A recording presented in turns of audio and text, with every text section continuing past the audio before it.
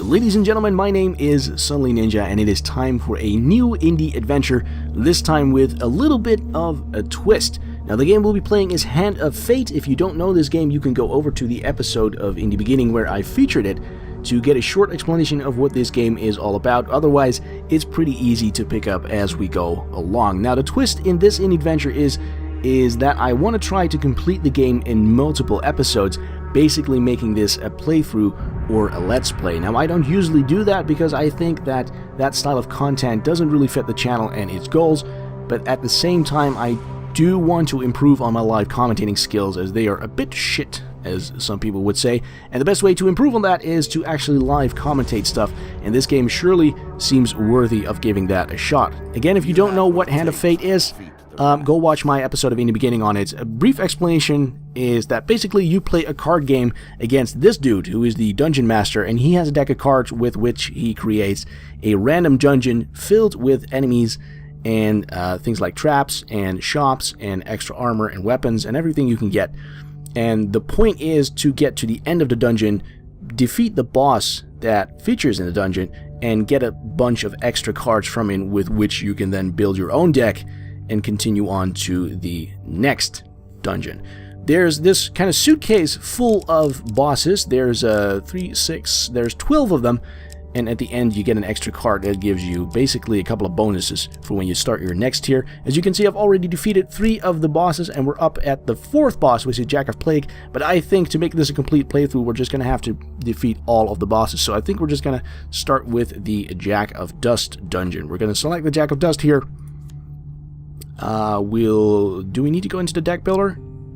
Yes we do, because the equipment deck needs to have 18 cards. We have 14, and same for the encounters deck. This is about 50% of the game right here. This is kind of the meta part. This is the decks that we use. You have an equipment deck, which is basically everything from weapons and armor and everything. So these are the things that you actually encounter in the game. And then there's also the encounter deck, which is basically the cards that the dungeon master lays down for you that you can encounter on your adventure. So ultimately, if you unlock a lot of these cards, you have the control over what kind of encounters you get and what kind of encounters you want to avoid. For now, we're just going to add some of the new weapons I got on my previous runs, with a huge hammer, a thing called Desperate Measures. I believe we need 2 extra. Let's see what's in the thing here. I want to have an enormous shield, and I would like the Healer's Ring or Ring of Survival. The thing is, these are specialty items and they have certain effects to them, but if you try and inspect them, it actually says that this card is new and thus its contents are unknown. Find this card during play and its secrets will be revealed. You actually need to find this card in a playthrough before you know what it does. But for now, we're going to put in the Healer's Ring. Maybe we could also do the Ring of Survival, but we need to take something out because now we're on 18 of 18 cards. Can we throw something out? No, I don't think so. No, let's just leave it at that. That's okay. Let's go back. Let's go and edit our encounters deck then. Also, 4 new cards. I think we're going to do... Treasure Chest. That one's always nice. I haven't seen this one, actually. Okay, we'll do Devil's Carnival and Soldier on Leave. There we go. Okay, so that's both of our decks completed. We'll go back. Save decks and begin game. Yes, let's do that. We have selected the Jack of Dust, which is basically like the tutorial dungeon. The card dealer gives us the shop card, so that's an extra card we can encounter in our adventure. He's going to be shuffling and dealing the cards here in a moment. Like I said, this game is pretty easy to pick up if you don't know anything about it. Things will become clear as we play along. There we go. That's our equipment deck and our our encounter deck. As you can see, this is kind of like the first half of the game, is where you move this kind of little golden guy across these cards. This is the dungeon that the dungeon master has created for us, and we cannot see the cards that he's laid down unless we actually step on them, and that is going to be our surprise. There's a couple of cards beneath here. There are health card, which is telling us right now we have 100 out of 100 health. There's a food card, which right now we have 10 food, but every step we take in the dungeon uses up 1 food. There's also certain encounters that cost food or that can gain you food. And there's a gold card, which is pretty self-explanatory. You can spend gold in shops and you can get it from defeating enemies. And the whole point of this is to get to the end of the dungeon where the Jack of Dust will be. We defeat him, and then when it's a boss that you haven't defeated already, you gain new cards with which to build your deck. I'm talking way too much. I think I'm just going to have to show you guys how this is played. We'll move on to the first card, which is River. This is an encounter card, and it says, your path is blocked by a river. The water is clear but fast flowing. Now, there's two things we can do. We can either turn back or we can attempt to cross the river. I think we're going to attempt to cross it. We get a choice. We get 4 cards, a success, a great success, and I believe an epic fail or a great fail. And we can't see what we pick. I don't know if there's a way that you can, like, focus your attention on one card and follow it with your eyes. I don't know if the animation works that way. I think it is just random. We're going to go with the first card, and it is a success card. So we've now successfully crossed the river. Your light armor makes the crossing relatively easy. You reach the other side cold and wet, but unharmed. Okay, so that only costs us 1 food, but none of the bad stuff that happens when you actually get a fail card.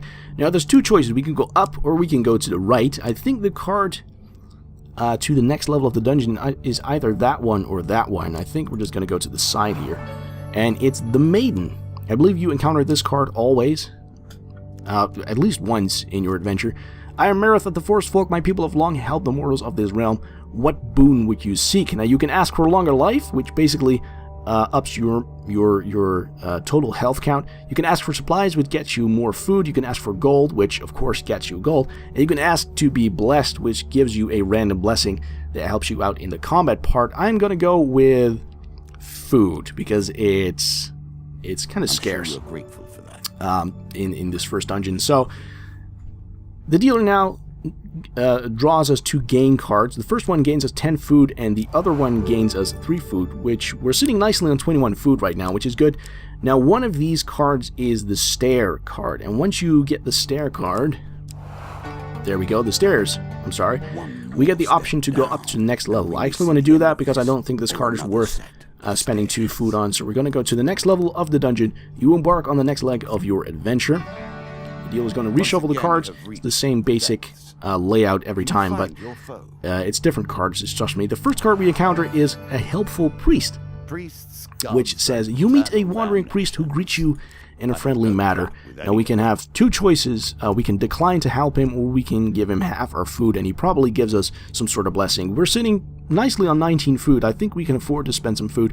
I'm going to go give him half my food. This is only going to be a success. We have 3 success cards and 1 huge success card, so whatever we pick, it's always going to be good. Let's try to go for the huge success. Was it this one? No. Oh, picked wrong. Okay, that always happens to me. At least it's not a fail. He says a few words in the language of an old religion and gently touches your forehead. It is done. And he draws us 1 gain card, which is a blessing. Useful. And it is a blessing of retribution. Whenever the player is struck by a ranged attack, there is a chance that the attacker is stunned for 3 seconds, which is always nice, but I don't think in this dungeon there's a particular amount of ranged enemies. Let's go on to the next card, which is Goblins, and this is one of the worst cards out there. You'll see in a moment why. One night you awaken to find your belongings being rifled through by goblins. As soon as they notice you stirring, they run away. They've stolen some of your food and your gold. I didn't have any gold to start with, but they stole some of my food. And now, this is where the game really gets into the exciting part. We've now basically stumbled upon a combat card. The dealer has drawn us a 3 of goblins, which basically means that we have to fight off 3 goblins. And where in a normal card game you would just roll a dice for damage and hope that you do enough damage to kill them all. Hand of Fate. Oh man, is he drawing another monster card? Yeah, there we go. We almost had 2 of Dust. Okay, so we need to fight 5 guys instead of 3. But Hand of Dust, whenever you go into a fight, it kind of switches to this live combat situation. There's these tiny combat arenas that all the fighting takes place in, and it's actually real live fighting. So whatever the outcome of this fight is, it's going to carry over to the card game, which I think is a really nice touch for a card game. One of the things I don't particularly like about these kinds of card games is that every combat situation is decided by a roll of the dice, but in here you can actually influence the fight itself. Let's see. Now, these bandit guys are just a nuisance. They are just going to try and kill us. There's also a trap here which we need to avoid. But these goblin guys, if they get away with what they've stolen, they will actually... I will actually lose the item that they've stolen. So let's smack a couple of them. There we go. I believe that one's dead. Now, as you can see, the more I smack these enemies, the faster my character becomes. That's because you're building up your combat... what is it? Your combat counter combo thing? I can't really remember what it's called. Basically, the more you hit an enemy, the faster you become, and the faster you can repeatedly attack an enemy. I don't know if it does extra damage as well. I believe it does, but I'm not really certain. And this part of the game is just... It's relatively simple. You just spam click your way to kill all the enemies. As you can see, the goblins are now starting to summon these portal things, and I was too late with that one. That one got away. And it also ends the encounter. I killed two goblins. I killed the two, I don't know, bandit guys, I think. And one of the goblins got away, so he stole some of my food. But we gained 17 gold, because if you hit a goblin, they obviously drop gold. It also says this card's token is now yours. Some of these special cards like this have extra tokens that then the card guy gets out of his box and places into this little container here. Basically, the more tokens you have in your little container when you reach the end of the dungeon, the more rewards you get. So there's a chance of getting a lot of tokens in your basket before you encounter the boss, and it nets you a lot of extra cards with which to build your deck, basically. That's all there is. We've encountered a shop. In a shady grove off the beaten trail, you find a traveling merchant looking to trade with a wandering adventurer. I think we want to approach it. We have 17 gold, which is... It's not too much, but we might be able to buy some food. I hope that the next card we are going to encounter is actually the boss, which is the Jack of Dust, just so I can wrap this episode up and go on recording more of them. Let's see, we're gonna spawn in here, and we're gonna see what this guy has in his cart. We can buy items, we can sell items, we can heal our wounds, and we can also buy food. I'm gonna see what kind of items he has. He has the Explorer's Helmet, the Medium Armor, Fortitude's Breath, and Time Heals. Now, we've now officially encountered these things in this game, so from now on we'll know that this card does this effect, and that comes in handy when we're gonna build our deck for the next run. I don't think there's anything here we want to buy. Maybe medium armor, but it does slow us down a little bit, and the rest is all too expensive. Yeah, let's just buy medium armor because middle of the road in every way. Yes. Would you like to equip medium armor? Yes. I would also like to equip, and that leaves us with 2 gold with nothing much to do. Let's leave and continue our adventure. It's going to load us back into the card game. I believe this is the last card. This is either going to be the Jack of Dust or another Stairs card. Yes, it is the Jack of Dust. The bandit leader is stronger and faster than most bandits encountered. He can become enraged, making powerful, unblockable attacks. He also inspires his followers to steal gold on each hit, which is not that much of a deal because this is the last card in this dungeon. And once we finish it, we revert to our starting position anyway. And we only have 2 gold to steal. Let's load in the battle. And we have now encountered the Jack of Dust together with 4 of Dust, which is basically 4 basic henchmen. And there he is. Jack of Dust. I think a good sound strategy here would be to dispose of his minions first. Let's do a little bit of combat roll out of the way. That's one of them down. We really need to try and avoid him for the time being. Because he hits like a truck, this guy, especially with that unblockable attack. Every time you see one of those red squigglies above his head, that means he is going to do an unblockable attack, and all you can do is kind of just basically dodge out of the way, just like right there. Let's try and finish off this henchman before we start concentrating on the boss itself. That's it. I know. That's my cat in the background. He thinks it's all very exciting as well. Oh no, that's an unblockable attack. We actually accidentally left one of the henchmen alive. Let's see if we can do something about that. Oh, dodge that. finish the henchman. There we go. And now we can focus on the boss. Oh, it's unblockable. No. We're on 62 of 100 health. That was a nice dodge. Unblockable. Oh, I always forget to dodge those. As soon as you see that, you really need to roll out of the way because the guy, your hero, gets stuck in an animation. There we go. We have defeated the Jack of Dust, and it gives us this nice little animation. I don't actually know if it's going to net us any cards because I've beaten this guy twice in this game already.